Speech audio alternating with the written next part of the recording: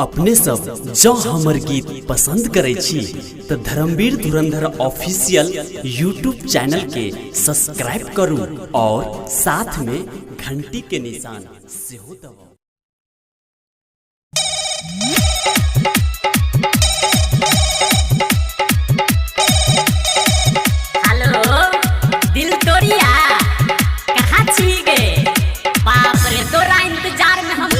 बड़ी देर से बैठल छी आबे हम किशोर भोर का स्तर छियो। मोबाइल किने डलियो रिचार्ज कर लियो एगे छौरी भूल न जाई है। मोबाइल किने डलियो रिचार्ज कर लियो मार्केट घूमे लियो तोरा गे अभी है हमर से मिलेगे छौरी अभी छाका मचान पपोरा गे लेबो आम गाछी में तोरा गे तभी छाका मचान पपोरा गे।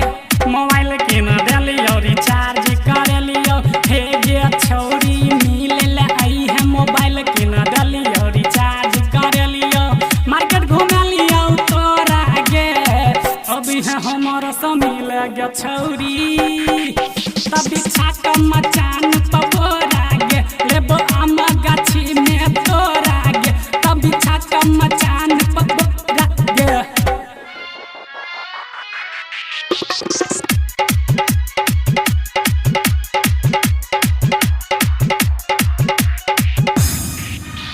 DJ Manish DJ Manish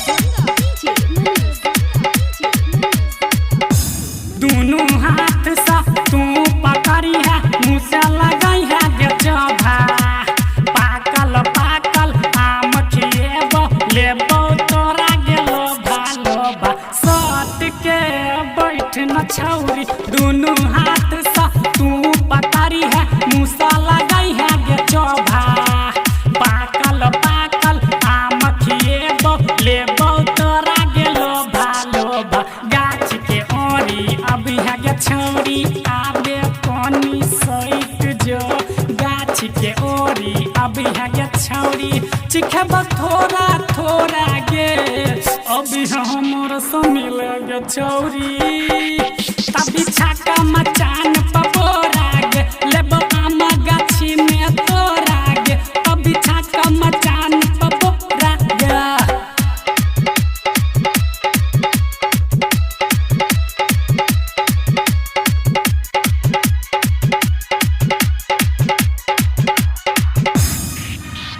DJ Manish DJ Manish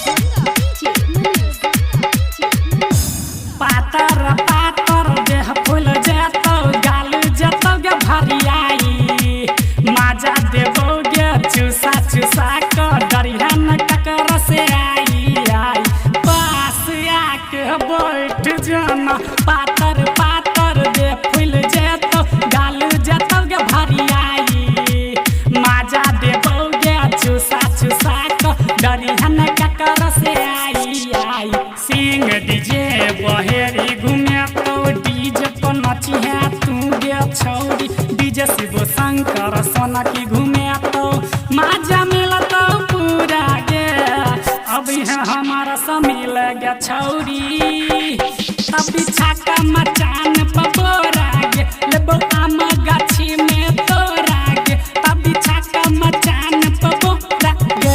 mobile किने डलियो रिचार्ज कर लियो एगे छौरी भूल न जाई है। मोबाइल किने डलियो रिचार्ज कर लियो मार्केट घूमे लियो तोरा गे अभी है हमर से मिले गे छौरी तभी छाका मचान पपोरा गे लेबो आम गाछी में तोरा गे तभी छाका मचान पपोरा गे।